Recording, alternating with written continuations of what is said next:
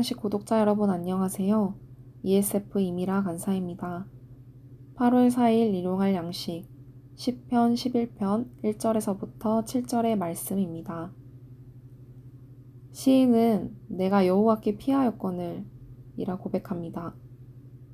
그가 여호와께 피한 이유는 악인들이 어두운 곳에 숨어서 마음이 바른 자로 살아가고 있던 시인을 위협하고 있었기 때문입니다. 이런 위험한 상황에 처해 있던 시인에게 그 주변 사람들은 새 같이 내 산으로 도망하라고 조언합니다. 여호와께 피하였다고 말하는 시인을 향해서 여호와만 의지하지 말고 새처럼 빠르고 멀리 어서 산으로 도망가라는 것입니다. 지금 당장 목숨이 위태로운 실제적인 위협을 겪고 있는 시인에게 주변 사람들의 말은 귀가 솔깃해지는 조언입니다. 그러나 시인은 그들을 향해 확신 있게 말합니다. 터가 무너진 상황에서 의인이 할 수 있는 일은 여호와께 피하는 것뿐이라고 말입니다.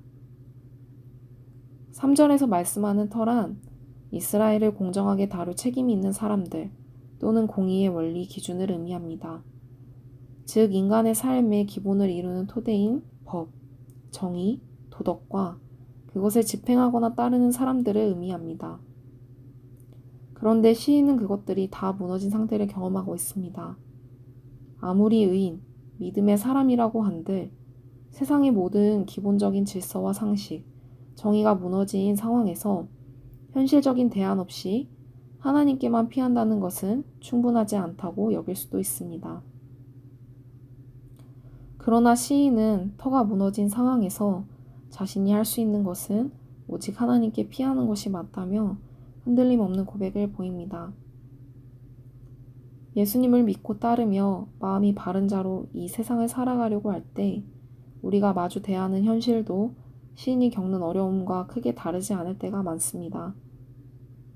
말씀대로 살아가려고 오늘 단단히 마음 먹음과 동시에 현관문을 나서는 순간 우리 주변엔 늘 은밀하게 숨어서 우리가 언제 넘어질까, 언제 죽을까 하며 시시때때로 숨통을 조여오는 악인 또는 악의 위협이 존재합니다. 오늘 이 말씀을 묵상하고 뒤돌아설 때도 동일할지도 모릅니다. 또한 상식마저 사라져버리고 없는 순식간에 덮쳐오는 다른 가치와 조언들, 타협하게 만드는 것들이 얼마나 많았었나요? 이런 모든 위협의 상황 속에서 우리는 어떻게 반응해 왔습니까? 시인 주변의 사람들 말처럼 현실적인 조언들이 더 와닿았던 적도 있었을 것입니다. 하나님을 믿지만 그러면서도 이것저것 피할 길을 만들어내는 것이 안심이 되는 때들도, 말씀대로 사는 것이 힘들고 더 이상 잘 살아볼 마음도 없을 만큼 지쳐서 적당히 타협하는 것이 편한 일들도 있었을 것입니다. 그런 마음이 찾아올 때 우리는 다시 1절 상반절의 말씀을 기억해 봅시다. 내가 여호와께 피하였거늘. 시인은 이미 하나님께 피하였고 그것만으로 충분히 만족하고 있습니다. 시인은 그 피할 유일한 피난처가 되시는 하나님만을 신뢰했습니다. 시인의 유일한 피난처 되시는 하나님은 어떤 분이십니까? 4절부터 7절에 시인은 그의 피난처 되시는 하나님을 고백하고 있습니다. 세상의 의로움, 기준은 무너져 가는 것과 반대로 하나님의 의로운 통치는 무너지지 않고 여전하심을 고백합니다. 하나님께서는 사람의 형편이나 처지를 살피시며 의인과 악인의 내면을 아십니다. 때문에 결국 악인은 하나님께서 던지신 그물에 피할 수도 없이 걸려 태워지는 진노의 결말을 맞게 됩니다. 반대로 의인은 의로우셔서 의로운 일을 좋아하시는 하나님의 구원과 보호, 은혜를 경험하게 됩니다. 하나님 말씀을 따라 살려고 하지만 막상 무수한 위협이 도사리고 있으며 하나님만으로는 안전하지 않으니 여러 안전을 도모하는 것이 맞다. 이건 어쩔 수밖에 없다. 라고 말하는 주변의 소리가 들릴 때에도 우리가 할 수 있는 것, 해야만 하는 것이 있습니다. 오늘 우리가 묵상한 이 말씀처럼 오직 하나님 편으로만 피하는 것입니다.